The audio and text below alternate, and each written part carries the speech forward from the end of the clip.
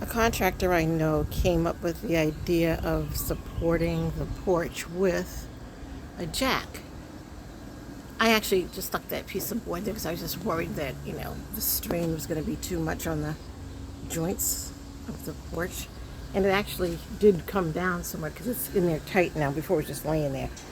He came up with the idea, instead of those big things that they stick out in the ground, my friend thought it was called a bird's nest, but I found out it's called a bird's mouth or a bird mouth.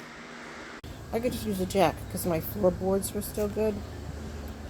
So this is me, because I'm by myself, trying to see if I can put this together. So the big fat part is on the outside, the smaller part is on the inside, and I have it laying down. I'm not going to try to do it while it's standing up because, like I say, I'm by myself. Let me just see if I can, see if I can get the holes lined up, and then I'll put the bolts and screws in. Okay, I got the bolts in. So it has this top plate and a screw, so I'm going to try to use that to fill up the space.